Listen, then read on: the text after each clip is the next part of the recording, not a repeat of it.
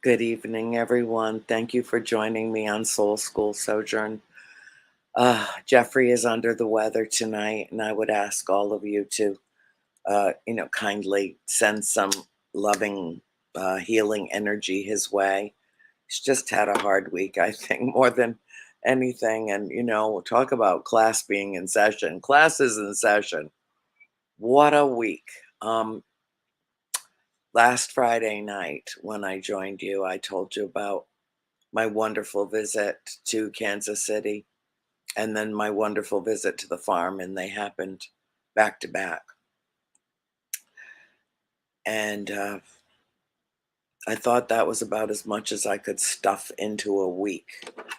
I need to put my glasses on. I can't see anything. This is so sad. Oh, see, this is better. Um, and so I thought that I would kind of have a little bit of a down week this week and just be able to recuperate. And nothing could have been further from the truth. It's just been, and a lot of people, a lot of you that are watching this tonight have called me or texted me at some time during the week and just said, what is this? What is this energy? What is this that's going on? Why am I dragging myself like walking through slightly frozen molasses? Why do I feel like I have to sleep all the time? Why do I wake up tired all of a sudden? Where is this all coming from? And I don't know. I think we all have our own circumstances and our own stuff going on. I just want to talk to you from the heart. And the subject that I want to talk to you about is, of all subjects, closest to my heart. And I feel most passionate about it. And I don't want, well, I think it's safe for me to assume that anybody that's watching Soul School has probably seen it before or has taken it on recommendation from someone they trust. And so I'm hoping that, a bunch of you don't tune me out on this because I have some important things to share. And at the end of this hour, when I go into a world awakening, my guest tonight will be Ken DaCosta. I think I know just about everybody that works in what is known as ufology, UFO researchers. I cannot help it that the government has taken it upon themselves to finagle with the nomenclature and turned it into UAPs. But it's basically the same thing.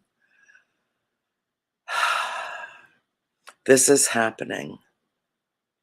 Everything that I've been everything that I've been telling you for about the last 15 years, publicly telling people, is that this is here, this is happening, and we are in the midst of disclosure.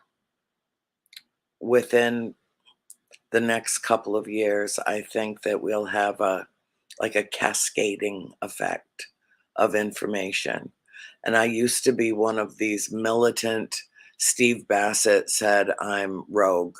And maybe I am because I'm angry about being lied to. Nobody likes to be lied to.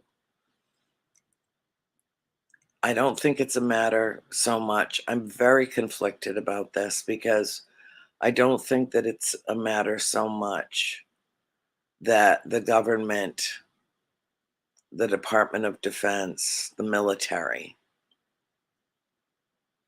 industrial complex is so much hiding things from us as they're protecting those who are working most deeply in this field. And some of those people happen to be military, but a lot more of them happen to be scientists, which is why a couple of months ago, when they gathered 16 of the brightest minds in the world and brought them all together and said, here's all the unclassified material. I would have had to stand up had I been so humbled as to be at that table.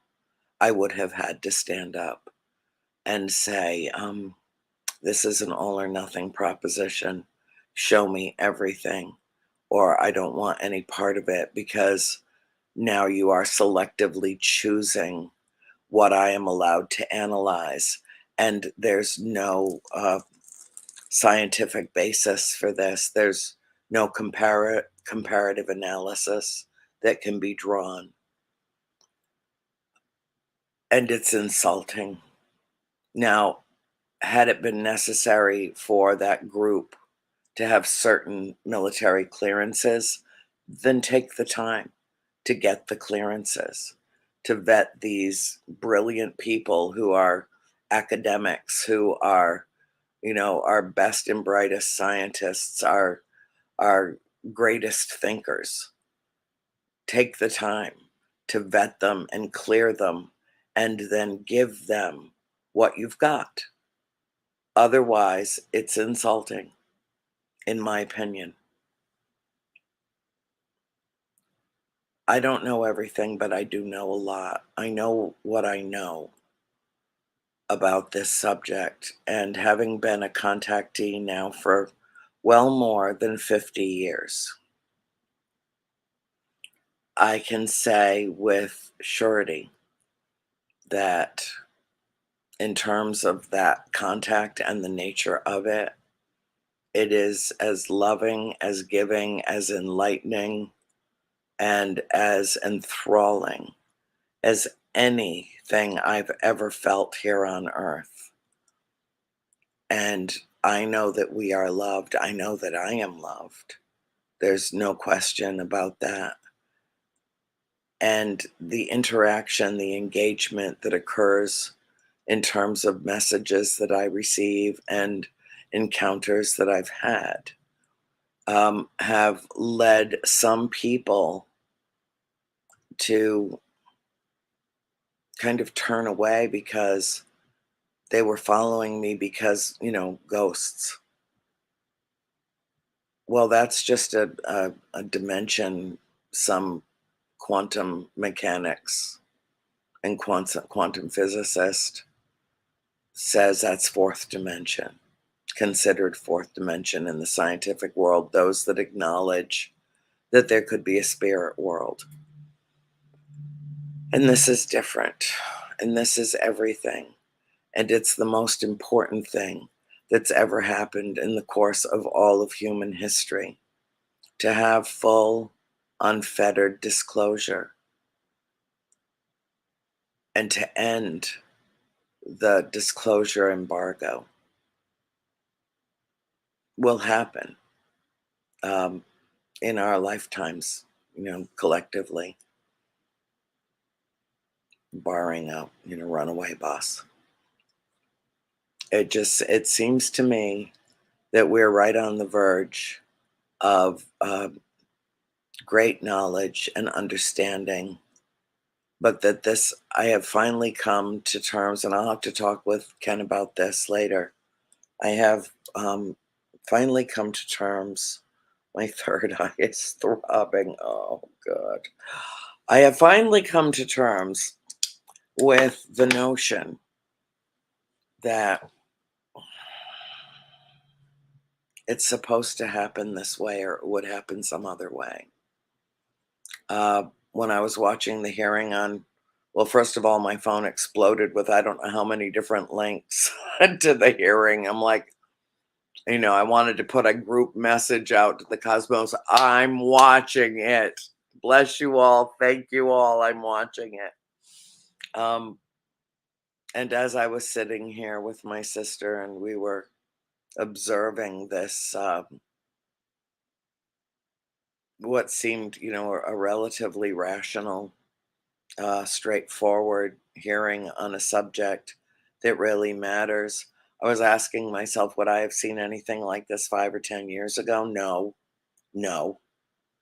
Uh, But I am very conflicted about this. Grush made his first, I believe, his first national appearance on News Nation, which is, for all intents and purposes, in most circles, considered some right wing extremist Fox wannabe TV, and they couldn't have handled it better than they did, I don't think.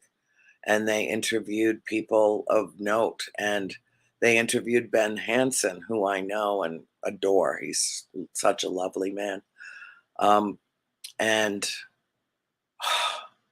they did such a good job dealing with the subject matter and dealing with the hearing in Washington. It really shook up DC. It really did. It got a lot of people talking over dinner last night. A lot of people. Excuse me, one moment, coffee, nectar of the gods. So class was in session for me all week, but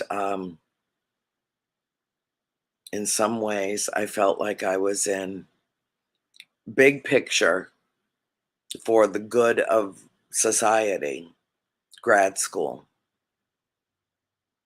small picture, grade school. And Candace, my friend Candace, God, I love her. She sends me a text message, drip, drip, drip. I'm like, yeah, yeah, breadcrumbs. And for those of you that follow A World Awakening, I had Stephen Bassett on a few months ago, I guess, and he said I was rogue, and I guess in a lot of ways I am. I've been really angry about this for a long time. I've been one of the people pushing for information to be released, information that I know exists. And he said, okay, he gave me the scenario of this. He said, there's a terrible plane crash, and not everybody survives, but some people do. And as they run out of food, I'm paraphrasing, um, they start wasting away, and they're living on nuts and berries and whatever they can find just to stay alive. And then the rescue vessel comes, the helicopter, and it's loaded with a smorgasbord of food, and the survivors eat themselves to death. They're so starved for sustenance, as so many of us are starved for legitimate information, backstories, some in-depth coverage of this subject that has been kept under wraps. And I think in some ways for legitimate reasons, but I also think that the government, it's very important to them that they fulfill what they perceive as their mission. My father is military, Navy, and I know about the military, and I know what's really good about it, and I know what's not. And they're just, I think, shuffling money, covering this.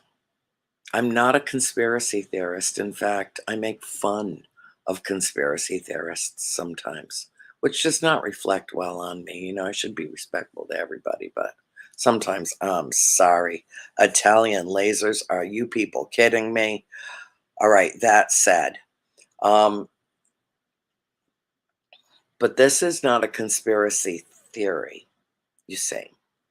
This is a conspiracy of silence, and it's been going on close to 80 years now. 1930s is purportedly when there was first materials, biologicals, uh, before the Roswell crash, well before.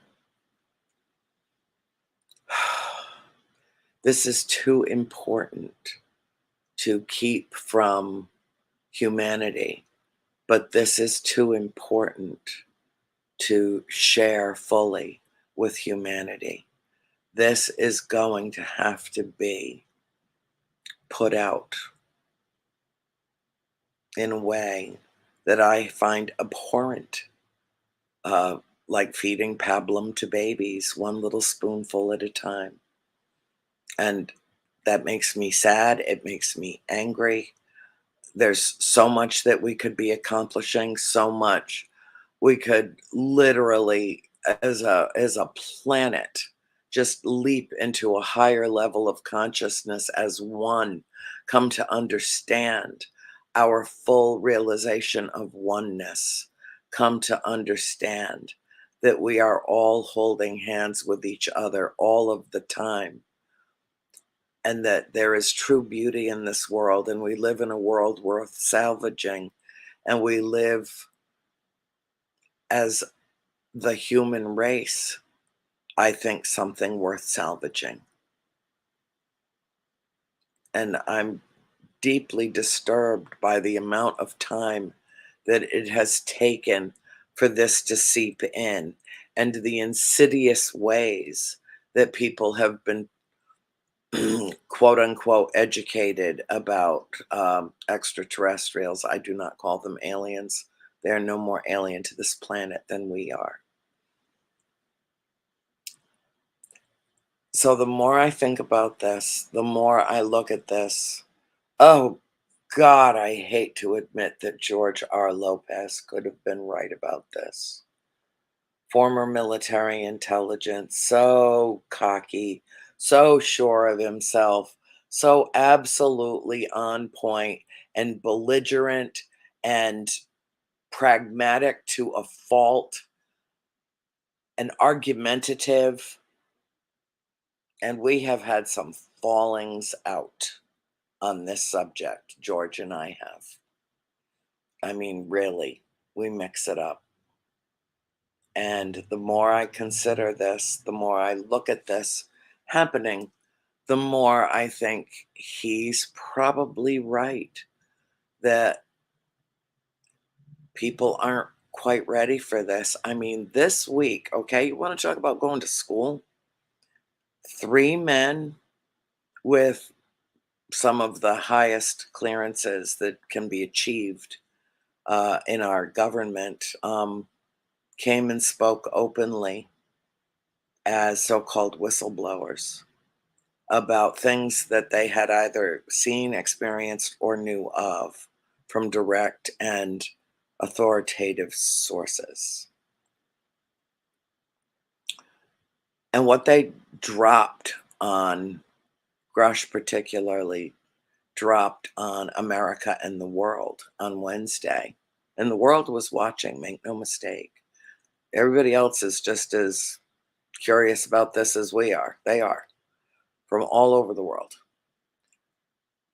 So basically, what he said in a nutshell is yes, the government has vessels. Yes, the government has biological entities. And yes, this has been going on for a very, very long time. And we have been lied to about it. Hold on. My sister's phone just rang, which probably means that I did not turn my, I don't know why, but what it's telling me basically is just to go ahead and turn the volume down on my phone. I didn't have time. I was talking to Bill. Hi, Bill. Okay, now it's turned down. Uh, so I'm very conflicted about this. I'm conflicted because a news outlet, so-called news outlet, that sometimes trades in disinformation and misinformation and misleads people, I think deliberately, has just given voice to Mr. Grush, has just given time to a subject that is as near and dear to my heart as my own family. They are my family too. So I have to reconcile that and hope that they continue to do good and hope that they continue to follow up on this subject and not just use it for short-term ratings, but for long-term knowledge, to impart knowledge on this subject and cover noteworthy events. There are things you've all heard me say it 1,000 times. There are things going on behind the scenes that none of us know about, even those, that work at the highest levels. Everything's compartmentalized. This group does this and only this. This group does that and only that. And then there's a group that puts things together that, I mean, these people are freaking brainiacs, okay? They're doing they're messing with technology that we can't even imagine. Technology that's not from here.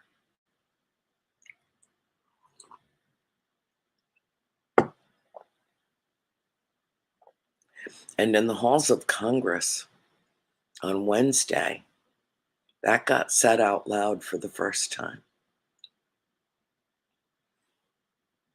And nobody was laughing and throwing popcorn. Everybody was listening and paying attention. And I personally credit Stephen Bassett with so much of the headway that has been made among, senators and representatives on this subject. People who I would not even necessarily expect would give it any credence, let alone a hearing. So there have been some surprises. I've been taken to school in terms of, who's expressing legitimate curiosity, a deep-seated interest, even if that interest is in demonizing the galactic family because they want to have them perceived as a threat. And there are some that, and then there are people of good faith who say, we don't know. That's why we need to know. We don't know. So there's all this stuff flying around, circumnavigating this globe. And it's not all spy balloons, and it's not all weather balloons, and it's not all man-made. It's why when I go outside and I speak with them, I like to have contact in the middle of the day when, number one, nobody's looking. Everybody's like driving and watching the road, or they're on a smartphone. They're not stargazing during the day. Well, I do, except I'm not stargazing. I'm making contact, conscious cosmic contact. And at night, it's so easy. We have satellites everywhere, and the space station comes over, and we've got, the strand of pearls. What do you call that? SpaceX something, or I don't know, some Musk thing. Starlink, it's Starlink. Before anybody starts, thank you very much, Bill. Starlink, he puts in the private chat. Yes, thank you, dear. I knew it was something like that, stars. And I mean, it's cool to see them. It's I saw Starlink when we were in Kansas City. Go right over us. It went directly over us. It was very cool. But that's not what I was interested in seeing, because we made that, and and that it's so great that we did. But compared with what's really going on out there, it seems like Play-Doh instead of sculpting with alabaster. I don't know. It's different. Um, this matters to me so much, and the reason that it does is probably threefold. First of all, it has mattered to me so much for so long that I can't even fathom uh, using so much of my life on this subject and nothing coming of it, nothing coming to fruition for disclosure to escape us. That can't happen. It's already underway. So I feel such a headache in myself. Um, that I don't want to feel like I'm wasting my time just screaming into hurricane force winds about this. There's just nothing more important than this in the whole world. Nothing. And we get to all be alive to witness this happening. We learned this week from someone who knows. In other words, let me reiterate this.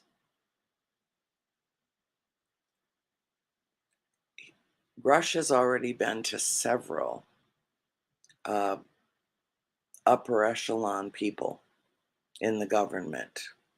Um, he has been to several inspectors general. Uh, these are the overseers that basically determine who can claim whistleblower status. He's done his footwork and his homework. And some people say, well, he's too smooth, it's too polished, it seems so rehearsed. Think of how many times he's gone over. He's obviously an extremely well educated man who has complete and total command of the language. He shouldn't be chastised for that. He shouldn't be chastised for being a scholar or being well spoken or having his finger on the pulse of this incredibly important information. This is not something he went looking for. This is something that found him. And he is brave enough to talk about it. And I don't think that he would have been able to appear in front of that committee unless they knew that he was legitimate and that this was a legitimate concern. The other two gentlemen that were involved with this almost seemed to get lost in the fray. So much information came so fast. But the world got left with several notions. There's an underground treatment of this subject that has persisted for many decades within the machinations of our Department of Defense, our military. They are being protected. It is a haven where money has been funneled in for a very long time. And several senators, some of whom I pretty much loathe, made a very good point. And that is that, that's misappropriation of funds. If there's money that's being designated in Congress, and they are the ones with the purse for the Department of Defense, and then the Department of Defense shaves off, siphons off, cuts off a section of their funding for for research or development or whatever that's being done surreptitiously without us knowing about it. That's just not fair. It's probably also very wise because I don't think I'm to the point now where I just don't think people are going to be able to handle all that's coming and that it's going to have to come out a little bit at a time. Now, nobody's freaking out about it today. You don't see stuff splashed across headlines and newspapers. It's pretty much out of the 24-hour news cycle now already. I didn't hear a thing about it all day long. Yesterday, it got a lot of airtime on all the major networks. I surfed around, I looked, I made sure that all the major networks covered it and covered it responsibly and with some maturity.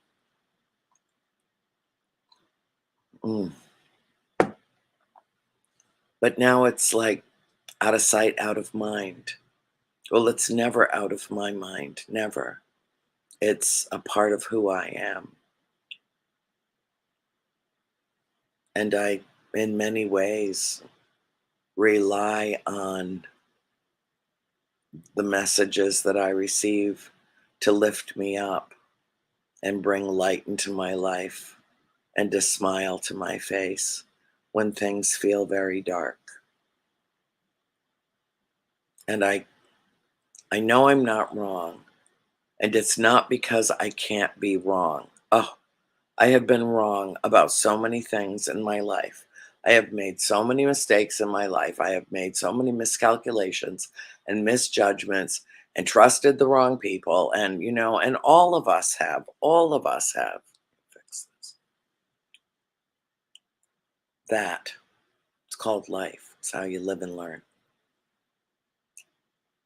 But I'm not wrong about this. I've known since I was a child that we are not alone in the universe and that what I saw with my own eyes, what I experienced that touched me to my core, to all that I am, that happened and that was real.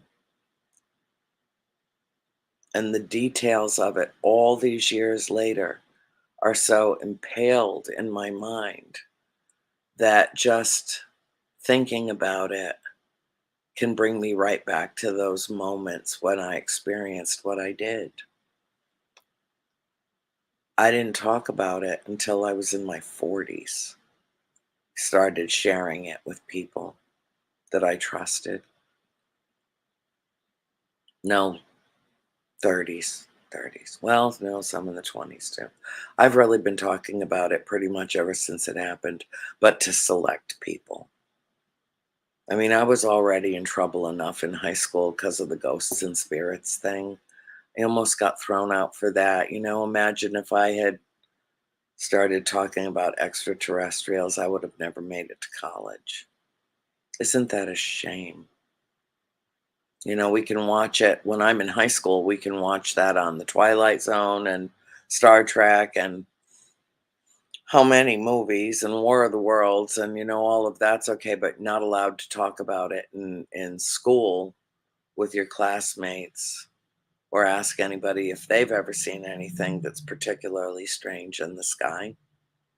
Just not allowed to ask, not allowed to discuss it. That's appalling to me.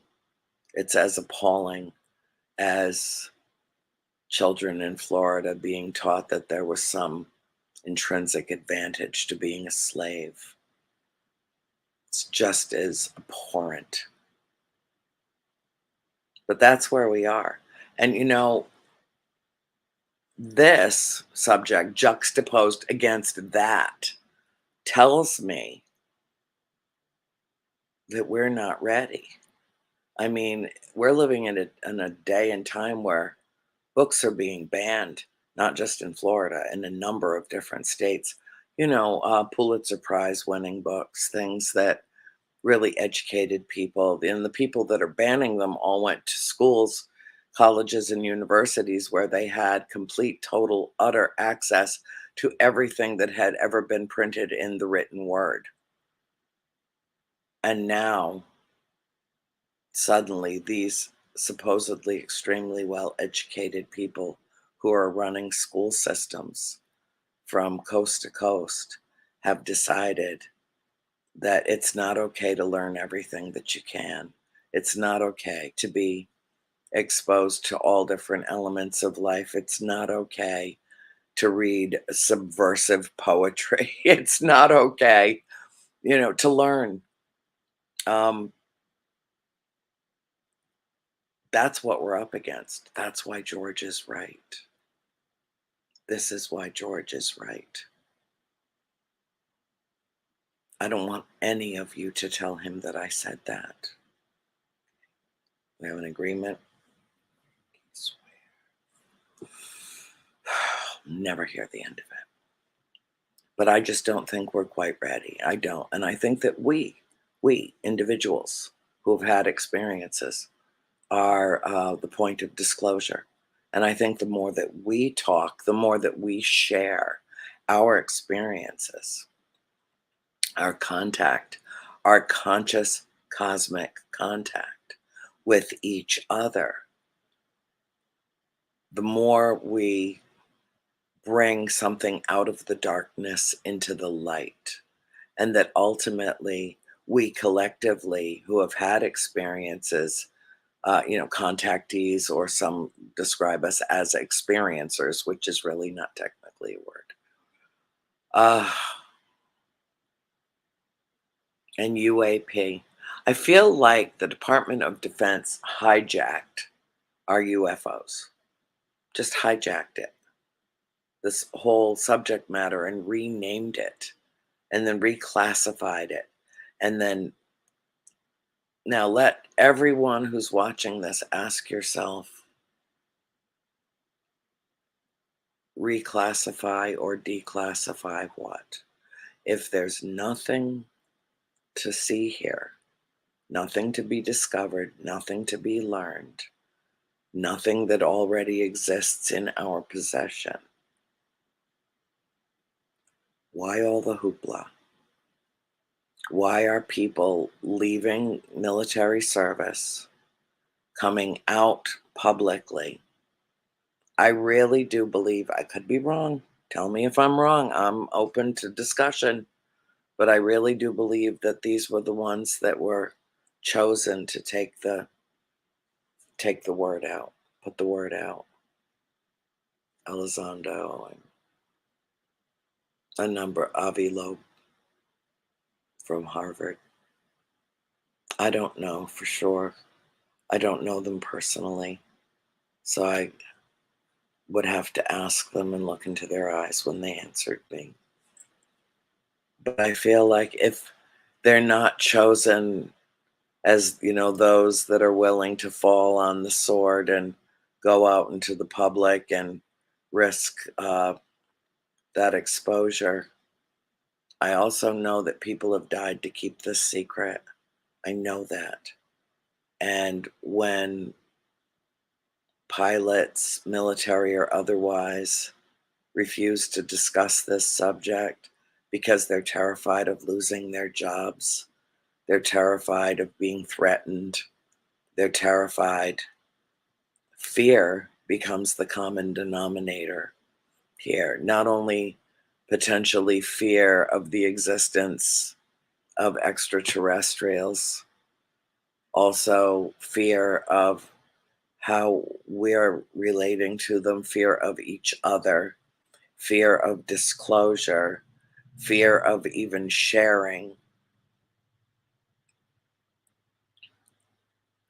That you heard them, if you watched, you heard, I think it was Mr. Rush who said he knows of at least 30 pilots that would have loved to testify.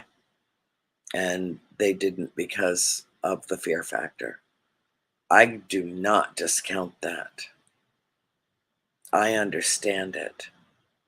I will also tell you before we wind down tonight, because I don't know if I'll get a chance to discuss this with Ken or not, but I receive messages with some regularity. And one that I have,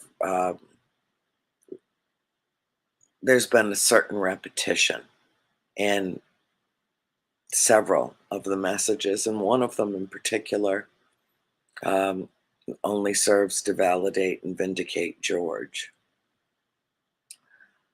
But what I'm being told is just forgive them. They're doing this for their own valid reasons according to them. They must maintain, the military must maintain some semblance of order and power, perceived or otherwise. They must call the shots, as it were, uh, and keep the secrets, including the nuclear codes. I get that. A damn shame that we have to have nuclear codes, but we do. Go see Oppenheimer. It will blow your mind. No pun intended. Aside from that, I think the most important aspect is the military industrial establishment, the military industrial complex that Eisenhower warned us about as he was leaving office is real and it's deep. If there's such a thing as a deep state, that's it. I don't think there is. I think there's just secrets being kept, and they're being kept for a reason. And they really do believe that people cannot handle this. And technologically, the advances that have been made are astounding, beyond things that most people can conceptualize. Um, the work that's going on in the scientific community around this, including biologists, including uh, people who are working with literally every aspect of what has been retrieved. This has been going on for decades and decades. There are people that worked in this program that lived out their lives working in this program and then retired and died. And the program goes on and they've already come and gone. That's how long this has been around. I'm told that we should forgive them because it is that power structure that's in place, real or imagined, it exists.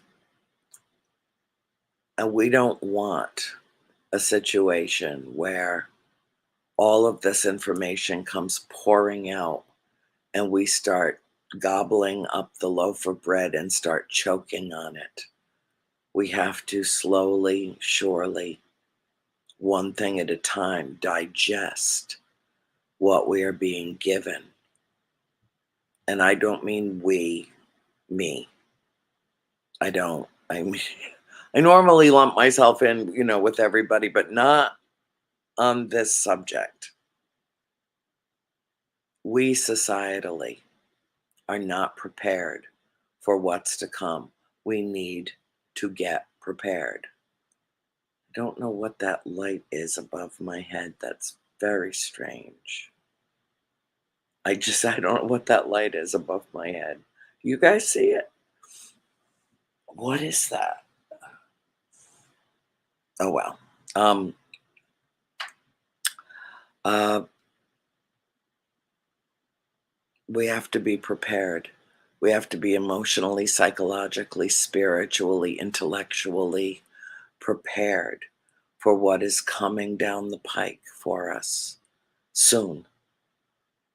And I think that we should gather together, talk about this frequently, and continue to go to school on this subject and search and learn and seek out information from legitimate sources. Go to my Facebook page and look what I've posted there from Ben Hansen today. Greta sent me the 2 links this morning, and I watched both of them, and I thought his entire approach to this was very sensible, very pragmatic. We don't need our banking system to crash. We don't need people to panic. There's nothing to panic about. What we need to do is slowly but surely awaken, open our eyes, not to a new reality, but to our old reality, but seeing it with fresh eyes, with the eyes of a child, with some openness to the possibilities which exist in an infinite universe. This is something that we must allow to preoccupy our minds and invest some time and some energy into learning about, studying, and communicating. If you want to communicate with them, it's the easiest thing in the world to do. It really is the easiest thing in the world to do. I'm telling you right now. Just talk to them. Before you know it, you're going to have a conversation going on. You're going to be reading light language. You'll look at a crop circle and know exactly what it means. It's so delightful. It's so wonderful. Look, see, I just got all like peachy and happy just thinking about contact because there's just nothing more amazing. And we're alive to experience this at this time. And we get to be a part of it. And we get to grow and glow with it. And we get to help dispel the fear around it. They have no intention of harming us in any way. If they had, they would have done it a long time ago. They're so far advanced in every conceivable way, but particularly spiritually. And a lot of the races that have visited this planet or are coexisting with us on it have very similar belief systems to our own. I think that the thing that those in charge most fear of everything is not uh, a international banking crash. It's not that. I think what they're most afraid of is the thing that people rely on the most, and that's their faith. And I think that what they're afraid of is that this information will fracture the faith of so many that it will be like dropping a giant mirror onto the floor and it shattering into thousands of fragments and shards that can never ever be put back together again the same way.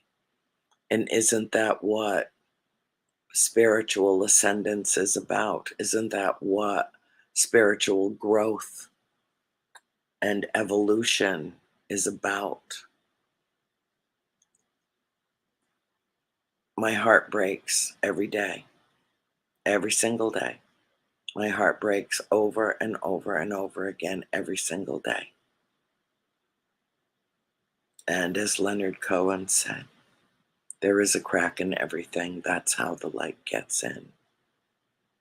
The seed that we plant in the dark, fertile ground and the black, moist earth, it springs forth new life in the darkness and it crawls to the surface and it becomes something radiantly beautiful in the light from a single seed. That's the magic of life on this planet at this time. And we are not alone in the universe. And we are loved. And we are protected. And we are about to share disclosure worldwide. And it's not coming from the government. It's not coming from the Department of Defense. It's not coming from NASA. It's not coming from the lying liars who lie because they need to lie. They have a reason to lie. At least they've convinced themselves that they have a reason to lie. And honestly, the more I look at it, the more I see their point of view from their perspective.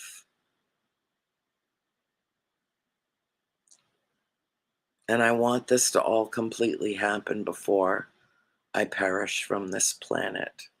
I want to be able to celebrate this sweeping, this wave that's coming, and to see it, experience it, ride it with you, all of you. I might not be here when it happens, but it will happen. It is happening this week. What did we learn? We have vessels. We have beings. That's what we learned this week. That's some pretty big stuff. I was watching in some of the commentary as the thing was going on and people tweeting in or whatever they do now and saying, one man wrote, remember this day, you will tell your grandchildren about this day. And I thought, wow, isn't that cool? I'm so used to discussing this all the time, and it's so omnipresent in my life and my brain and my mind, my mind, my soul, my heart, that I don't think of it that way. Every day there's new discoveries. Every day it's more exciting than the last. It's, all of that. Um, but, perhaps he was right. Perhaps Wednesday was an inflection point. It was a pivotal moment. It was big news that the big news networks didn't quite know how to handle, but they did it responsibly. And I appreciate that. I appreciate no pinging popcorn. So think about it. That's what I ask you to do. Think about it, learn about it, read about it, be curious, be fascinated. We live in interesting times, remarkable times. And Soul School's a pretty cool place to be this week. I love you all. Have a lovely evening. Class dismissed.